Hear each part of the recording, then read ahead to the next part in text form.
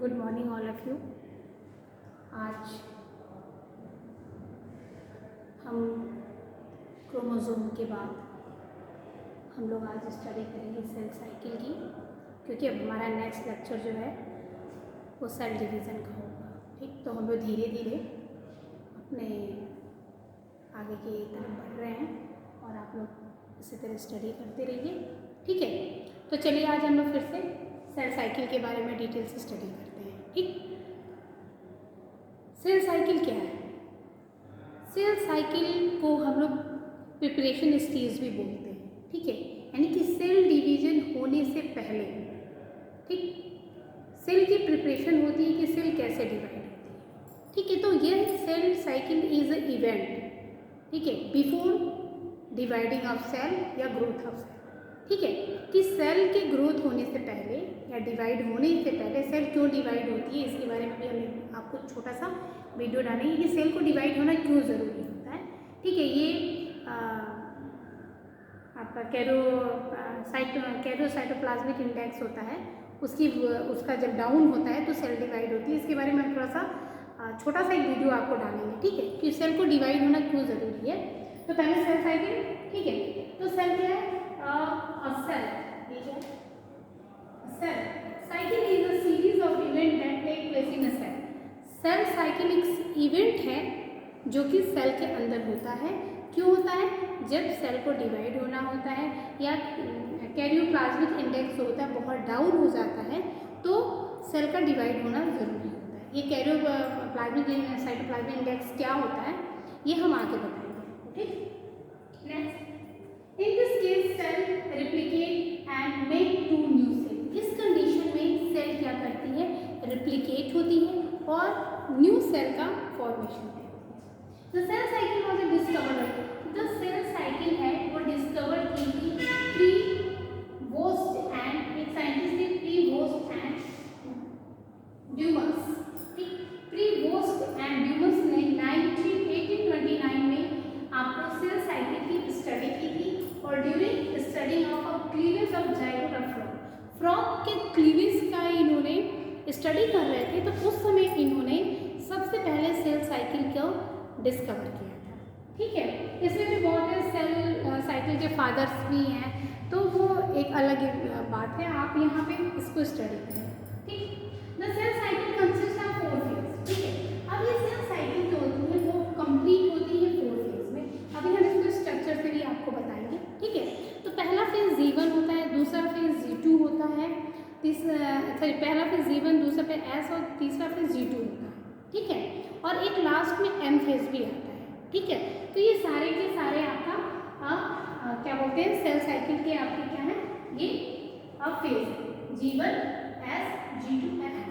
G1 को growth phase first या gap phase first कहते हैं, S को सिंथेटिक फेज कहते हैं क्योंकि यहाँ पे DNA रिप्लिकेशन या DNA की सिंथेसिस होती है, और इसको G2 को ग्रोथ फेज सेकेंड या गैप फेज सेकेंड कहते हैं, और M को माइटोटिक या मियोसिस कहते हैं। अगर हम माइटोटिक डिवीजन पढ़ते हैं तो माइटोटिक बोलते हैं, अगर हम मियोसिस पढ़ते हैं तो मियोसिस बोलते हैं, मियोसिस फेज कहते हैं। ठीक है, सेल साइकिल ह्यूमन, देखिए ह्यूमन के केस में जो सेल साइकिल होती है या सेल डिवीजन कह सकते हैं, पूरी की पूरी सेल डिवीजन जो होती है 24 आवर में होती है।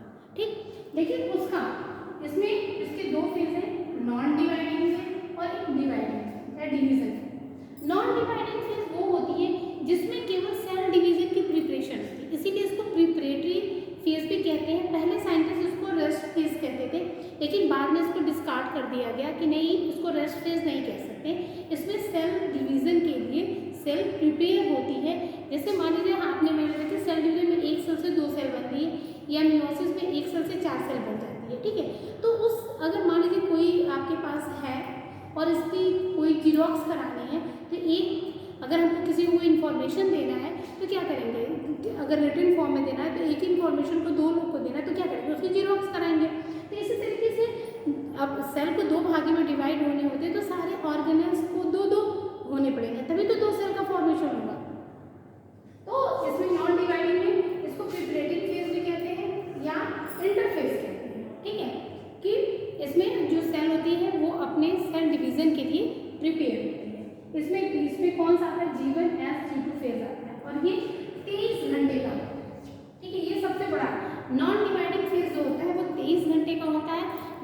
लार्जेस्ट फेज होता है, ये सबसे लॉन्गेस्ट फेज होता है और इसमें एस G1 S और G2 फेज पाए जाते हैं। ठीक है, इसमें M फेज नहीं पाया जाता है। M फेज जो होता है डिवाइडिंग फेज में पाया जाता है, जिसमें माइटोटिक या मियोसिस होता है और ये ओनली 1 आवर का होता है। ठीक, अब आ जाते हैं हम इंटरफेज या इसको कह सकते हैं प्रिपरेटरी फेज। ठीक है, या कह सकते हैं आपको नॉन डिवाइडिंग फेज, कुछ भी कह सकते हैं। इसको प्रिपरेटरी इंटरफेज भी कह सकते हैं, प्रिपरेटरी फेज भी कह सकते हैं, या आप इसको नॉन डिवाइडिंग फेज भी कह सकते हैं। ये मेनली 3 फेज होते हैं, G1 S और G2। G1 में क्या होता है, बहुत इंपॉर्टेंट है, इसे नोट करिएगा। ठीक है, इसको गैप बिटवीन M और N, मैं इधर वाले को इरेज करती हूँ और मैं आपको फिगर से इसको समझाती हूँ। ठीक है, वो आपको सेल साइकिल के लिए मेरे से एक आपको यहाँ पे स्ट्रक्चर बनाती हूँ, इसके बारे में आप डिटेल से स्टडी करेंगे। ठीक है,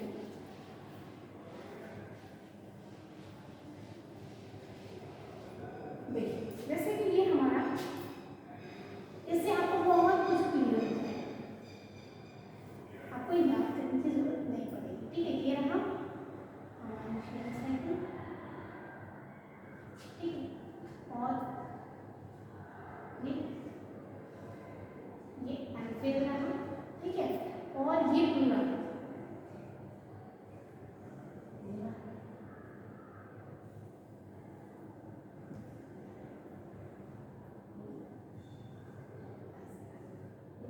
छोटा है।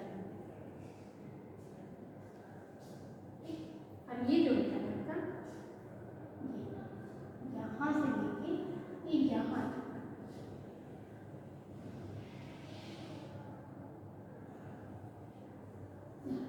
इसको कहते हैं इंटरफेज। इंटरफेज के लिए और पब्लिक इसको नॉन डिवाइडिंग फेज कहेंगे और इसको रिपीटिंग फेज, वो था सी। और ये कितने घंटे का होता है, ये 23 आवर्स का। ठीक है, और ये जो होता है ये आपका G1 S G2। ठीक है, ये कितने, ये 11 आवर्स का होता है, ये 8 आवर्स का होता है और ये 4 आवर्स का होता है। ठीक है, तो आप ये देख रहे हैं कि, और ये जो होता है आपका माइटोटिक, ये कितने में होगा, ये ओनली 1 आवर्स का। ठीक है, तो ये टोटल की बेस है साइकिल है और ये कितने में कंप्लीट है, 24 आवर्स में कंप्लीट है। ठीक, अब ये आप देख रहे होंगे कि ये पूरा सेल साइकिल है। G1 फेज, इसको G1 आपका G1 फेज हो गया, ये S फेज हो गया, G2 फेज हो गया। अब G1 फेज आपकी 11 घंटे। अब देख रहे हैं G1 फेज के बारे में हम डिस्कस करेंगे, gap between M and S। अब G1 फेज को आप देख रहे हैं, इसको गैप भी बोलते हैं। G1 फेज आपका कहाँ पड़ रहा है, M और S के बीच में पड़ रहा है, तो G1 phase found between M and S। ठीक है, और चूंकि यह G1 फेज M के बाद पड़ रहा है, इसलिए इसको पोस्ट माइटोटिक या मियोसिस जो भी कह सकते हैं। जनरली माइटोटिक ही हम लोग बोलते हैं, इसलिए माइटोटिक लिखा, आप यहाँ मियोसिस भी बोल सकते हैं। तो post mitotic and pre synthetic. ठीक है, आप देख रहे हैं कि ये माइटोटिक के बाद और सिंथेटिक के पहले पड़ रहा है। ठीक है, माइटोटिक क्या माइटोटिक डिवीजन के बाद या फेज के बाद और सिंथेटिक फेज के पहले पड़ रहा है, इसलिए इसको post mitotic and pre mitotic synthetic phase कहते हैं। ठीक है, यहाँ पे फेज कर देंगे। ठीक, उसके बाद आप देख रहे होंगे ये सबसे, इन दोनों के कंपेरिजन से देख रहे होंगे तो ये सबसे लॉन्गेस्ट फेज है। क्यों, क्योंकि ये 11 आवर्स की है। ठीक, इसके बाद डुप्लीकेशन ऑफ सेल। अब देखिए G1 फेज में जितने भी सेल के ऑर्गेनेल्स होते हैं, ठीक है, माइटोकॉन्ड्रिया, प्लास्टिड और सेंट्रोसोम को छोड़ करके जितने भी सेल ऑर्गेनेल्स होते हैं, सब के सब क्या होते हैं, डुप्लीकेट हो जाते हैं। ठीक है, डुप्लीकेशन ऑफ सेल ऑर्गेनेल्स, सारे के सारे सेल ऑर्गेनेल्स क्या होते हैं, डबल हो जाते हैं, except mitochondria, plastid. In case of plant plastid केवल प्लांट में पाया जाता है, तो प्लास्टिड एंड सेंट्रोसोम को छोड़ करके सब के सब डुप्लीकेट हो जाते हैं। All protein are required for DNA replication. क्योंकि डीएनए रेप्लिकेशन के लिए जिस प्रोटीन की जरूरत होती है या जिस एंजाइम की जरूरत होती है उसकी भी सिंथेसिस आपकी जीवन फेज में हो जाती है, और वो एंजाइम आपका होता है डीएनए पॉलीमरेज। क्यों? क्योंकि सिंथेटिक फेज में डीएनए का रेप्लिकेशन होता है। डीएनए के रेप्लिकेशन के लिए डीएनए पॉलीमरेज एंजाइम का होना बहुत जरूरी होता है। ठीक है, तो आपका सेकंड वाला आता है सिंथेटिक। अब इस तरीके से आप क्या कहते हैं, सिंथेटिक फेज क्या होता है, G one. Synthetic phase are found between G one and G2 phase, यानी कि ये जीवन और G2 फेज के बीच में पाई जाती है। और यह जो होता है, ये देखिए यहाँ लिखा है gap between G one and G2, जीवन और G2 के बीच में पाया जाता है।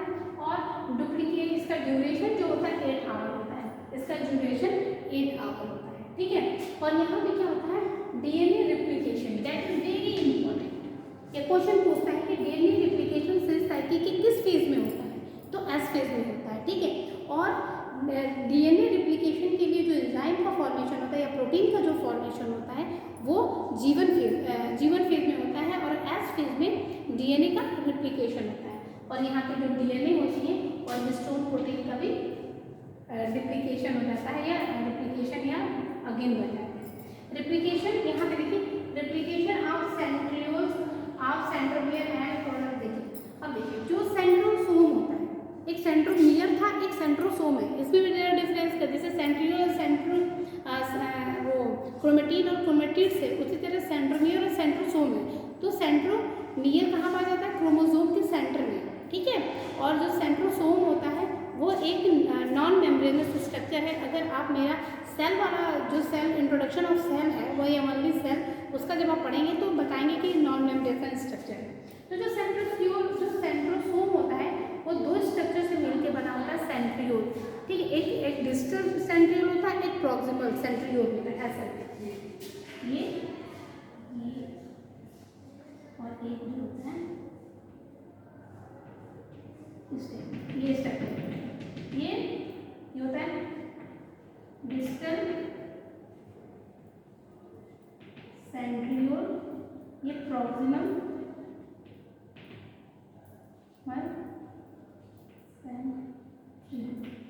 ठीक। अब ये देखिए, ये नॉन मेम्ब्रेनस, इसके चारों तरफ मेम्ब्रेन्स नहीं पाए जाते हैं, और ये क्या होता है, एक जिलेटिनस मैट्रिक्स होता है ये, और ये अगेन डिवाइड होकर के दो बना देता है। यही सेल डिवीजन के समय, in case of animal cell division के समय ये सेंट्रो जो सोम्स होते हैं वो डिफरेंट पोल पे क्या होते हैं, माइग्रेट कर जाते हैं, जैसे स्पेंडल फाइबर जुड़ जाते हैं। जब ये सेल डिवीजन हम पढ़ाएंगे तो वहाँ डिटेल बताएंगे। ठीक है, तो यहाँ पर आपको एस फेज में जो सेंट्रोसोम होता है उसके प्रेजेंट सेंट्रियोल्स जो होते हैं वो भी दोनों रिप्लिकेट या डिवाइड हो जाते हैं और दो सेंट्रियोसोम का फॉर्मेशन करते हैं। और ये centrosome at the time of cell division या लेट प्रोफेज में ये डिफरेंट पोल्स के ऊपर माइग्रेट करने लगते हैं। ठीक, अब आ जाते हैं हम G2 फेज, जो कि सबसे इन तीनों फेज में से सबसे छोटी है, स्मॉलेस्ट फेज मानी जाती है। ये इसको गैप 2 या ग्रोथ फेज 2 भी कहते हैं, जैसे मैंने इसके पहले वाले में लिख भी रखा है। तो गैप बिटवीन, अब देखेंगे कि किसके बीच में पाया जाता है। ठीक, gap between S and M, ये देखिए M और S के बीच में आपका G2 फेज पाया जाता है या ग्रोथ 2 पाया जाता है।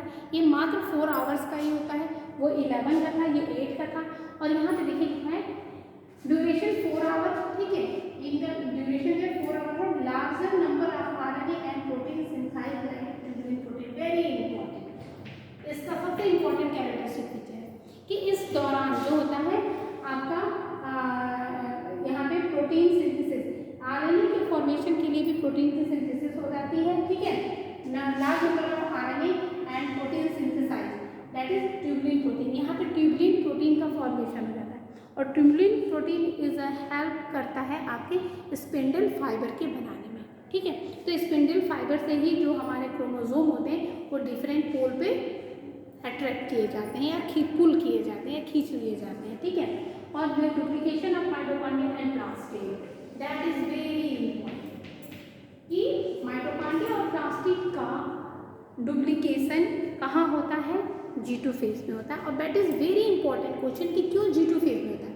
सारे के सारे ऑर्गेनेल्स आपके जीवन फेज में डुप्लीकेट हो जाते हैं। क्यों आपका माइटोकॉन्ड्रिया और प्लास्टिड G2 फेज में क्या बोलते हैं डिवाइड होता है या डुप्लीकेट होता है?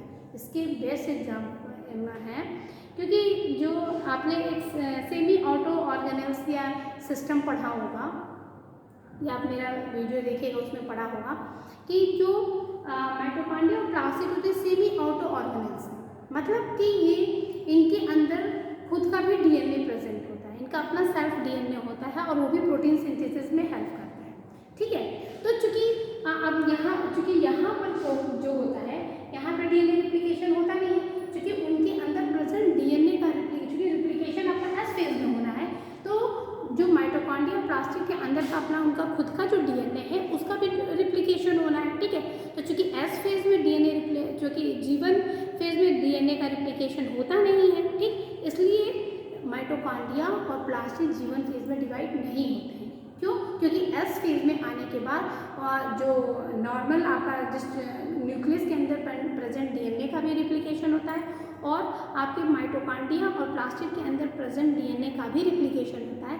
जब उनका रिप्लिकेशन होकर 2 डीएनए बन जाते हैं तो पुनः फिर G2 फेज में आकर के आपका माइटोकॉन्ड्रिया और प्लास्टिड जो होते हैं वो डिवाइड हो जाते हैं। ठीक है, तो ये हमारा जीवन एस और G2 फेज है। ठीक, और हम इस पूरे साइकिल को क्योंकि 2 भाग में डिवाइडिंग नॉन डिवाइडिंग है, नॉन डिवाइडिंग में अपना इंटरफेज जीवन एस G2 फेज पाए जाते हैं और क्या बोलते हैं एम फेज, क्योंकि एम फेज में आप इसे डिवाइडिंग फेज है और ये एम फेज भी जो होता है इसमें भी 4 फेज पाए जाते हैं। कौन कौन से आप यहाँ पे देख सकते हैं, यहाँ पे एक आता है आपका प्रोफेज, दूसरा मेटाफेज,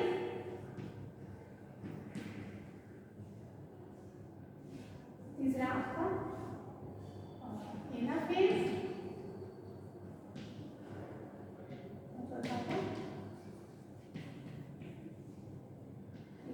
फर्स्ट, सेकंड, थर्ड, ठीक। इसके अलावा एक नोट में लिख लीजिएगा आप लोग, नोट में एक G2 फेज भी होता है, G0 फेज। ठीक है, G0 फेज किसको बोलते हैं? Arresting phase. इसमें जो होती है सेल्स क्या होती है? अरेस्ट हो जाती है। अरेस्ट का मतलब कि इसमें सेल नॉन और नॉन डिवाइड,